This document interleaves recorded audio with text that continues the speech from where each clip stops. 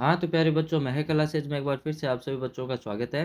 तो बच्चों, आज अपन बात करेंगे क्लास 9th के विज्ञान विषय के बारे में। ठीक है, जो मतलब आपका आगे 28 अप्रैल को होने वाला है। ठीक है, तो इसका चलो फर्स्ट क्वेश्चन देखते हैं। देखो क्या कहते हैं, Cl आयन में संयोजकता इलेक्ट्रॉनों की संख्या होती है। तो बच्चों, ऑप्शन नंबर जो ब दे रखा है ये इसका क्या हो जाएगा, राइट आंसर हो जाएगा। ठीक, फिर इसका जो सेकेंड क्वेश्चन है, रासायनिक परिवर्तन का एक उदाहरण है। तो बच्चों, लोहे पर जंग लगना, ये ऑप्शन नंबर जो सह दे रखा है ये इसका क्या है, राइट आंसर है। ठीक है, फिर जो तीसरा क्वेश्चन है ये कह रहा है बल का मात्रक है। तो बच्चों, न्यूटन। ठीक है, फिर जो चौथा क्वेश्चन है, जीवन की मौलिक इकाई है। तो बच्चों, सेल यानी कोशिका, ये इसका क्या हो जाएगा, राइट आंसर हो जाएगा।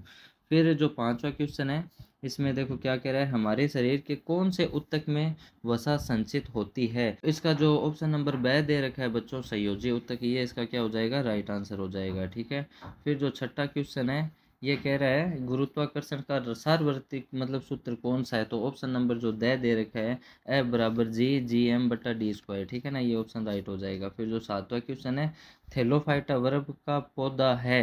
तो इसमें बच्चों ऑप्शन नंबर जो सवाल दे रखा है सही, ये इसका क्या हो जाएगा, राइट आंसर हो जाएगा। ठीक है, फिर जो आठवां, कार्य करने की दर क्या कहलाती है, ये तो आपको पता ही होगा, शक्ति कहलाती है। ठीक है, फिर जो नौवां क्वेश्चन है, m द्रव्यमान वाली वस्तु जो वेग से गतिशील होती है का संवेग होगा। तो ऑप्शन नंबर जो 9 दे रखा है बच्चों, इसमें क्या हो जाएगा, द आंसर हो जाएगा mv। ठीक है, फिर जो आगे वाले क्वेश्चन है 10वां क्वेश्चन, ये कह रहा है किसी वस्तु का द्रव्यमान अगर 10 किलोग्राम है तो उसका पृथ्वी पर भार कितना होगा। ऑप्शन नंबर जो सह दे रखा है 98 न्यूटन, ये इसका क्या हो जाएगा, राइट आंसर हो जाएगा। ठीक है, फिर जो 11वां क्वेश्चन है ये कह रहा है पदार्थ के कोई दो अभिलाक्षणिक गुण आपको बताने हैं। तो ये दो दो नंबर के रहेंगे बच्चों। ठीक है ना, तो फर्स्ट तो ये हो जाएगा कि पदार्थ के कण बहुत छोटे होते हैं, फर्स्ट तो ये हो जाएगा। फिर जो सेकंड है, पदार्थ के कण लगातार क्या करते हैं, गति करते हैं। ठीक है, फिर जो 12वां क्वेश्चन है ये कह रहा है मिश्रण किसे कहते हैं, मिश्रण का कोई एक उदाहरण दीजिए। तो इसका आंसर मैं आपको बता देता हूँ बच्चों। तो ये रहा 11वें का और ये रहा 12वें का। ठीक है ना, पदार्थ के कोई दो गुण, आपको ये हो गया पदार्थ के कण बहुत छोटे होते हैं और पदार्थ के कण लगातार गति करते हैं। ठीक है, फिर जो 12वां है,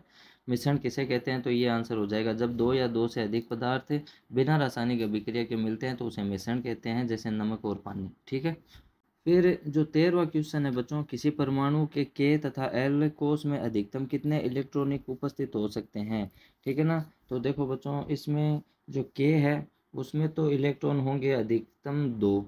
ठीक है, और जो एल है उसमें अधिकतम 8 इलेक्ट्रॉन होंगे। ठीक है, तो इसको याद कर लेना बच्चों। फिर जो 14वां क्वेश्चन है, लाइसोसोम को आत्मघाती थैली क्यों कहते हैं। तो देखो बच्चों, इसका आंसर ये है, तो इसका आंसर ये हो जाएगा बच्चों कि लाइसोसोम में पाचक एंजाइम होते हैं जो क्षतिग्रस्त कोशिकाओं को पचा सकते हैं। जब कोशिकाओं को नुकसान पहुंचता है तब ये एंजाइम कोशिकाओं को नष्ट कर देते हैं, इसलिए इन्हें आत्मघाती थैली कहा जाता है। ये इसका क्या हो जाएगा, राइट आंसर हो जाएगा। ठीक, फिर जो 15वां क्वेश्चन है, उत्प्लावकता से आप क्या समझते हैं। ठीक, ये 14वें का है, ये 15वें का है। तो 15वां, उत्प्लावकता से आप क्या समझते हैं, जब कोई वस्तु द्रव या गैस में डाली जाती है तो वह एक ऊपर की ओर बल अनुभव करती है, जिसे उत्प्लावकता कहते हैं। ये इसका क्या हो जाएगा, राइट आंसर हो जाएगा।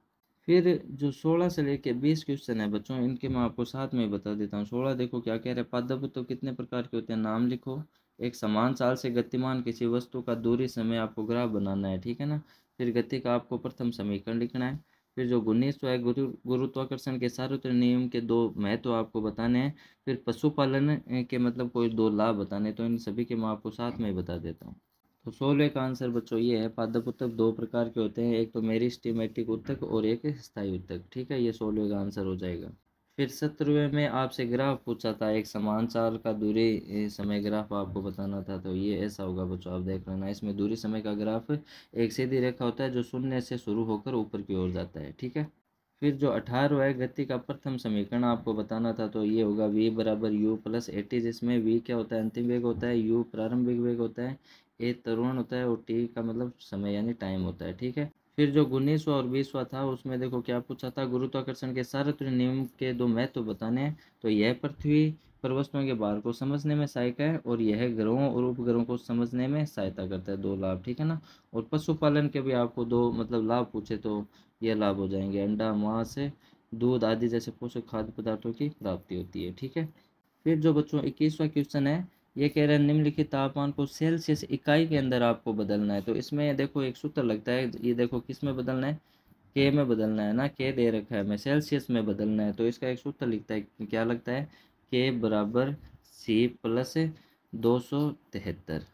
ठीक है, अब हमें सेल्सियन में बदलना है तो के को अपन इधर लेके आ जाएंगे, क्योंकि हमें के की वैल्यू दे रखी है ना। तो सी बराबर क्या हो जाएगा, अब के प्लस का है तो इधर आकर हो जाएगा माइनस का। ठीक है, अब के हमें कितना दे रखा है, 300 दे रखा है ना। तो सी बराबर 300 माइनस 273 को जब आप घटाओगे तो सेल्सियस डिग्री का मान आपका आ जाएगा कितना, 27 डिग्री सेल्सियस। ठीक है, अब ऐसा कैसा ये सेकंड वाला करना है, ठीक है ना। यानी के की वैल्यू हमें दे रखी है 573 और माइनस घटा दो आप 273 को, तो इसका आंसर आपका आ जाएगा कितना, 300 डिग्री सेल्सियस। ठीक है, ये इसका क्या हो जाएगा, राइट आंसर हो जाएगा। तो ये फॉर्मेट आप याद कर लेना इसमें।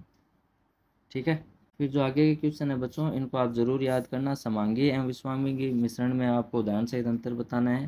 फिर जो 23वां है, निम्नलिखित आपको सूत्र लिखने हैं, सोडियम हाइड्रोक्साइड, एल्यूमिनियम क्लोराइड। ठीक है, फिर जो 24वां क्वेश्चन है, हृदय में कौन सी पेशियां पाई जाती है और उनकी क्या विशेषता होती है बच्चों, इनको याद कर लेना। फिर चाल और वेग में आपको अंतर बताना है।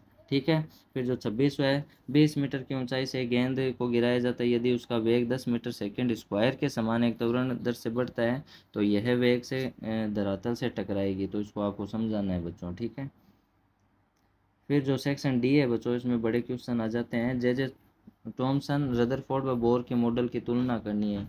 ये अथों में वाला भी आप कर सकते हो। परमाणु संख्या, द्रव्यमान संख्या व समस्थानिक और रासायनिक संभारक के उदाहरण के साथ व्याख्या करें। ठीक है, फिर जो 28वां क्वेश्चन है, पादप एवं जंतु कोशिका की तुलना करनी है। फिर इसके अथवा वाला क्या दे रखा है, प्रोकैरियोटिया कोशिकाएं यूकेरियोटिक कोशिकाएं में आप किस प्रकार भिन्न होती है, तो इसको याद कर लेना बच्चों। ठीक है, फिर जो 29वां लास्ट क्वेश्चन है, ये कह रहा है जड़त्व का नियम क्या है, जब कोई गतिशील बस अचानक रुकती है तो आप आगे की ओर झुक जाते हैं, क्यों। और इसके अथवा में गति का तृतीय नियम क्या है, बंदूक चलाने पर बंदूक पीछे की ओर प्रतिपेक्षित होती है, क्यों। तो बच्चों मैंने पूरा पेपर आपको बता दिया है। इस पेपर की आप ज़रूर तैयारी करें। अब अपन नेक्स्ट वीडियो में मिलेंगे, तब तक के लिए बाय।